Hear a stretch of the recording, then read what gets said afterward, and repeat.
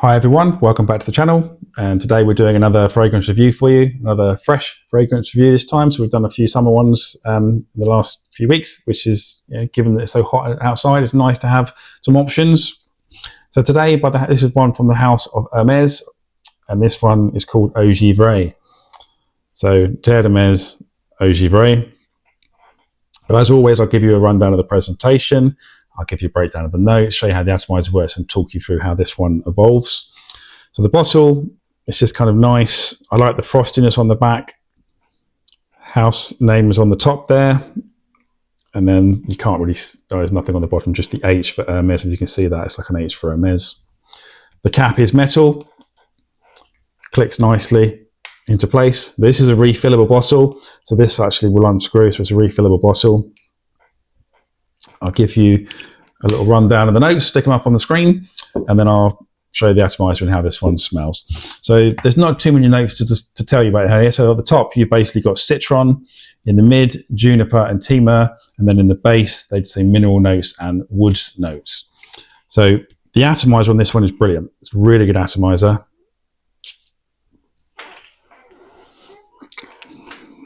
Yeah, really nice. This reminds me, in a way, of Parfums de Marly's Perseus.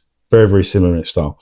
So lemon, so the citron, the lemon from the top, you pick that up straight away. It is bright, it is a little bit bitter, a little bit tart, a bit like how Perseus opens, like kind of zingy bitterness, that rindiness almost in the way it opens. So it's not a fresh citron.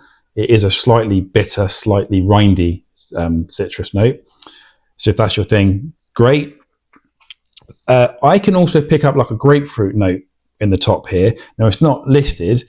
Quite often they don't obviously list all of the notes in these fragrances. In fact, some of the newer ones, they only give you 3 notes. So there's definitely some kind of grapefruit, I would say. Potentially there's also potentially some bergamot in the top, because there is some other citruses alongside that slightly bitter lemon. Now that stays that way for 15, 20, maybe 30 minutes before it starts to come into the mids. Now there's juniper in there, there's timur in there. Now I don't know how timur smells, if I'm honest. The juniper kind of has almost a grapefruity vibe to it. You can definitely smell that. And you can still continue to smell the citron right through the mid. So as it starts to settle, it kind of has a slightly fresher, slightly less bitter lemon with a little bit of zingy juniper, and it kind of stays that way with that soft, creamy wood. So there are some creamy woods in it. Again, it doesn't tell you what woods are in here, but it's quite a creamy wood. It's not a strong, oody wood. It's soft, it's subtle. It's just there as a backbone to support those citruses. It is slightly mineralic, so they say there's mineral notes in here. It is slightly metallic, if you like, in its smell, but it is very, very fresh, and it's a very nice fragrance, this one. Longevity, it's not great, I'm not going to lie. 5-6 hours for eau de parfum concentration, that's not the best, and this isn't a cheap fragrance either. So 5 to 6 hours at best, I would say, on its longevity. Projection is medium, just under an arm's length. It's not going to fill a room. It's quite soft, it's quite subtle. It just gives you a little bubble around you. So people would have to come into your space. This isn't one that's going to push out and really people know that you're wearing it unless they're in your personal space. And price point, like I said, it's an Hermes fragrance, so they're quite expensive. So this is only a 50 ml bottle, which was purchased for me by my in-laws.